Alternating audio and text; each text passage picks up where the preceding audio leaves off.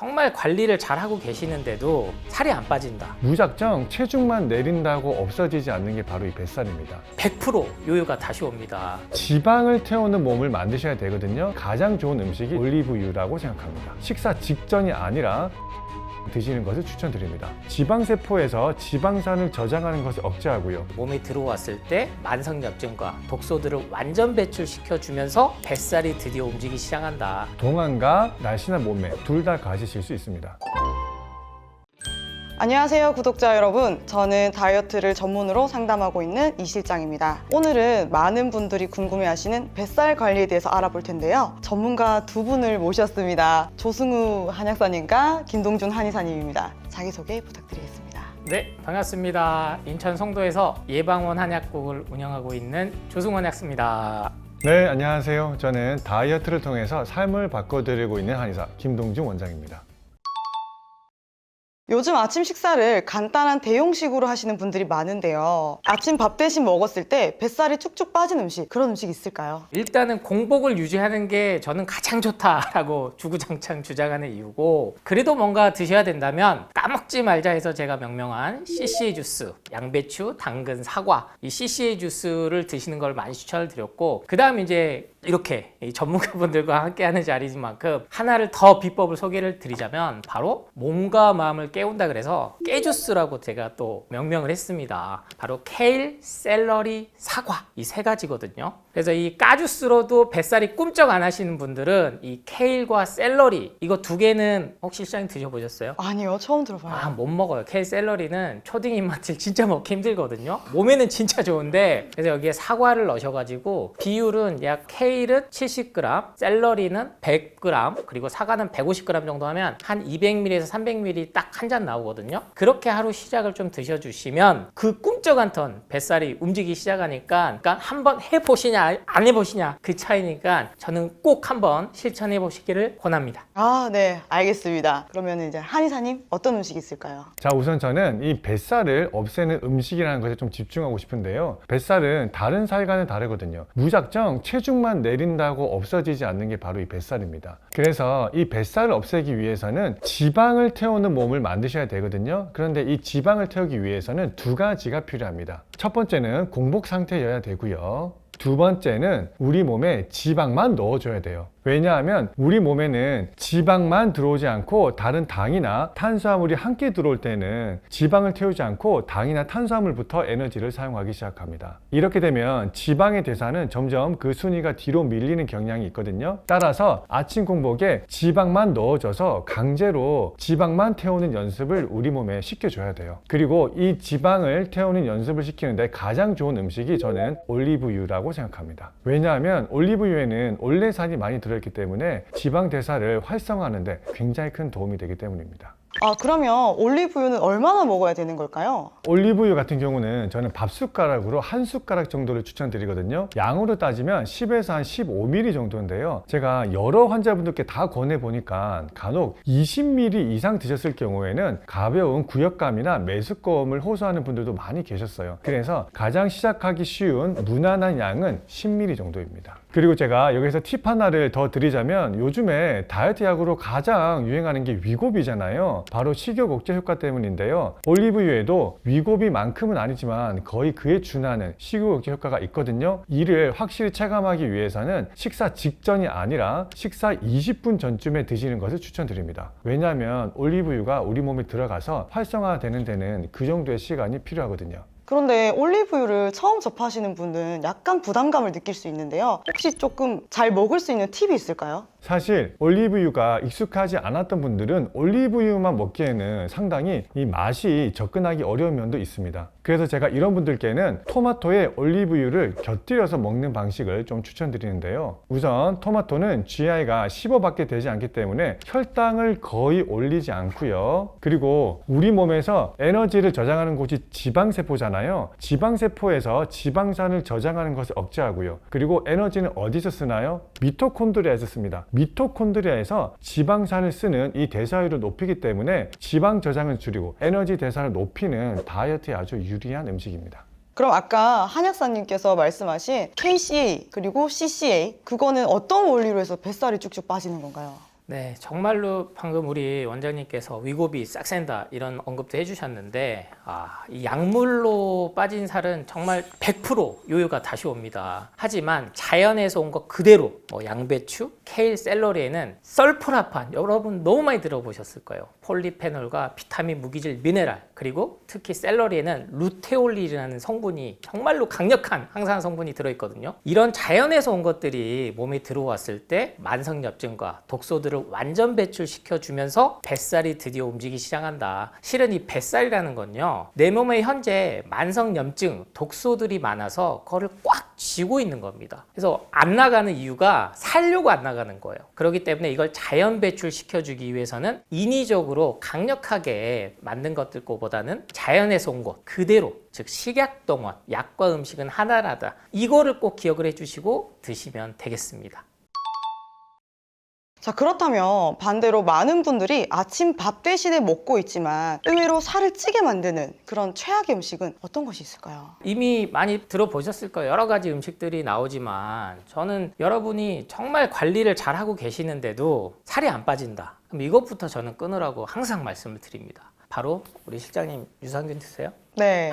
우리 여성분들 이거 필수거든요. 아침 공복에 유산균, 오메가3, 마그네슘, 비타민 B, 즉 건강기능식품을 정말 아침 공복부터 드세요. 근데 저는 이건 개인적으로 좀 피하셔야 된다. 정말 효과를 보신 분들도 있다곤 하지만 이게 몸을 관리를 하는데 살은 안 빠진다. 그러니까 원리가요, 앞서 설명드렸듯이 화학적인 게 들어오면 가장 먼저 간과 콩팥이 해독작용을 해야 됩니다. 그 다음에 위와 장이 에너지를 너무 많이 써야 돼요. 그러면 실질적으로 아침에 독소 배출을 해줘야 되는 시기에 에너지를 이 건강기능식품에 에너지가 쓰인다. 그러니까 이거 아주 상식적인 원리거든요. 그러니까 일시적으로 현재 내가 몸이 어디가 아플 때, 영양소가 결핍돼서 정말 빈혈이 심할 때나 아니면 변비가 엄청 심할 때, 이럴 때는 일시적으로 도움이 될 수 있겠습니다만은 이걸 장기적으로 3개월, 6개월, 1년 먹었을 때는 살이 안 빠졌다. 그러면 아침에 이것부터 저는 반드시 끊어봐야 된다. 왜? 일상생활에서 하던 거를 안 바꾸고 계속 우린 뭔가를 찾거든요. 새로운 걸 찾게 만들어요. 그게 마케팅의 기법이고 그래야 돈을 버니까. 하지만 기존의 것부터 좀 끊어보고 비워봐라. 그래서 최악의 음식을 꼽자면 음식이 아닌 걸 내가 먹고 있는 건 아닌지, 즉 화학 첨가물 덩어리들은 실은 음식이 아니다라는 생각을 기본적으로 꼭 가지셨으면 좋겠습니다. 네, 그러면 한의사님은 어떻게 생각하세요?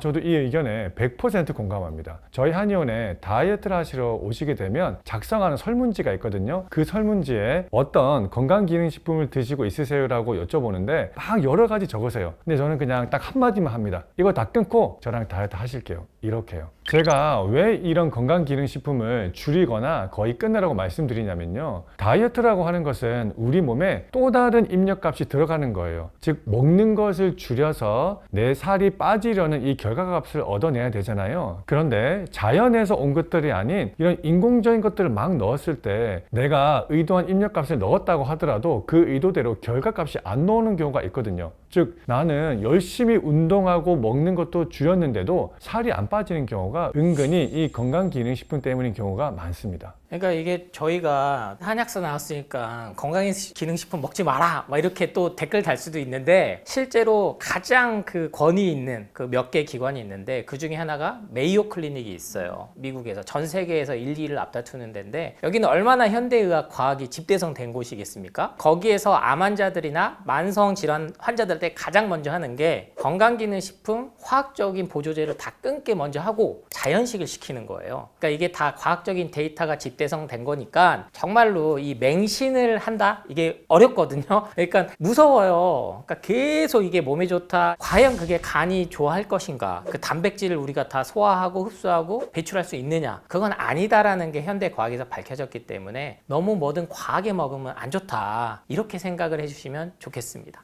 네, 그러면 한약사님 너무 불안해요. 안 먹으면. 그럼 일주일에 몇 번 정도 먹는 게 좋을까요? 방금 앞서서 말씀드렸듯이 뭐 마그네슘을 먹었더니 눈 떨림이 멈췄다. 실은 이거는 과학적 연구 결과는 없어요. 플라시보 효과라고 대부분 설명을 하거든요. 하지만 저는 심리적 안정이 궁극적으로는 몸에 영향을 끼친다. 그래서 여러분이 채소 과일을 챙겨 먹기가 어려우니까 영양제를 먹는다 이렇게 생각을 하시는데, 이 영양제는 특히나 메가도스 점점점 고용량으로 나와요. 그래서 일주일에 한 번만 먹어도 충분하다. 그러니까 매일 챙겨 먹으면 과용량이다. 근데 매일 먹어야 이게 빨리 소진이 되고 빨리 사고 빨리 팔 수가 있잖아요. 그러니까 여러분이 생각하는 것 이상으로 비타민, 무기질, 미네랄은 그렇게 많이 필요하지 않습니다. 우리 인체에. 그래서 매일 내가 9,000ml를 먹어야 된다. 그렇게 꼭 고정관념을 안 가셔도 되니까 저는 일주일에 딱 한 번만, 대신에 그 한 번 먹는데 수십 알을 막 털어넣으라는 얘기가 아니고요. 그러니까 돌아가면서 좀 골고루 드셔도 되니까, 이걸 같이 여러 개를 먹었을 때 효과가 있다라는 논문은 하나도 없어요. 되려 여러 개를 같이 먹었을 때 분명히 간과 콩팥은 망가진다라는 연구 논문은 계속 쏟아져 나오고 있기 때문에 좀 비워라. 그래서 정말 드시고 싶다면 일주일에 한 번씩만 먹어도 충분하다. 제발 자연에서 온 음식으로 대체를 먼저 해봐라 말씀을 드립니다. 네, 저도 오메가3랑 유산균 매일매일 먹고 있었는데 조금 줄여봐야겠네요.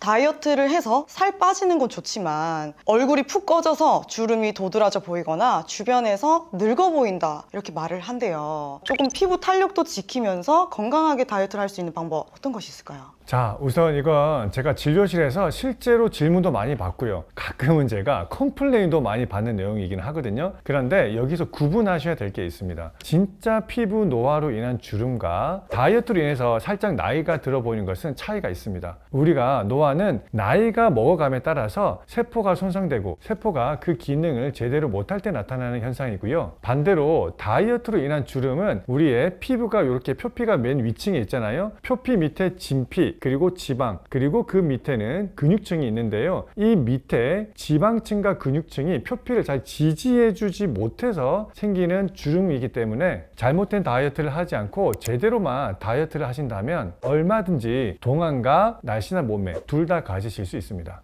네, 그래서 어떤 방법이 있을까요? 제가 아까 말씀드렸다시피 표피를 지지하는 것은 총 3가지가 있거든요. 수분, 그리고 지방, 그리고 콜라겐 단백질입니다. 이 3가지를 지키는 다이어트는 2가지를 신경 쓰셔야 되는데요. 첫 번째는 수면이고요. 2번째는 골고루 드시는 것이 좋습니다. 다이어트라고 하면 무작정 칼로리 계산해서 내가 그냥 작게만 먹으면 무조건 살이 빠지겠지, 이렇게 생각하시는 경우가 많은데요. 그런데 제가 여기서 강조드리는 것은 작게 먹더라도 골고루 드시면서 작게 드시기를 권해드리는 거예요. 왜냐하면 수면과 영양 밸런스가 잘 지켜진다면 아까 말씀드린 지방과 콜라겐에 큰 손상 없이 살을 빼실 수 있거든요.